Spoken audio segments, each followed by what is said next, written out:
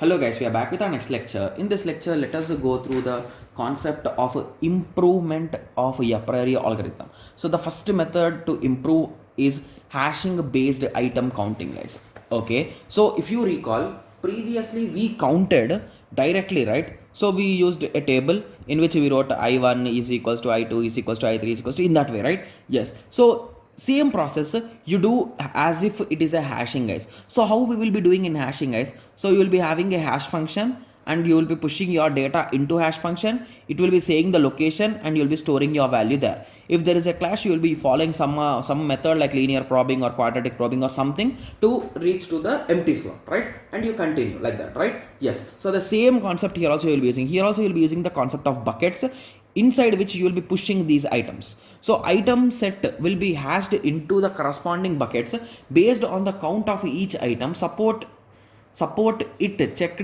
Suppose it's checked and final count till we reach the frequent pattern. So basically you'll be combining things and slowly you'll be moving on to the end, guys. So at the end you'll be reaching there. Okay. Similarly, transaction reduction. So basically, if you recall, in a transactions there will be a waste of unwanted data, guys. Okay, yes, so those kind of data can be removed, guys. Okay, so that is a transaction reduction.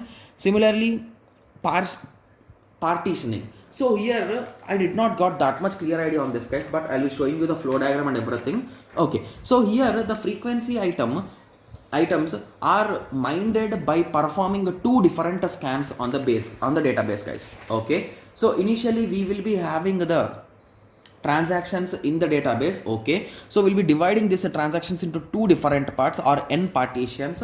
Okay, for the frequency items, local to each partition we'll be doing one scan, guys. Okay, so local, whichever are local to this particular, we'll be using that scan.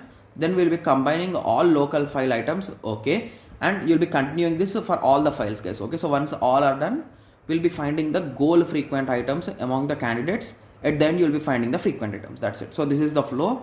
I think even I also read the same steps, but please, okay, so please go through it once, guys. Okay, I did not get that much clear idea, so I have just gone through it as an overview. Okay, yes, the second type is sampling, guys. So here the algorithm applied only on a sample or a few transactions. So instead of applying on all transactions, we will be doing only on few transactions to see the behavior, guys. So that concept is a sampling. Okay, similarly, dynamic item counting.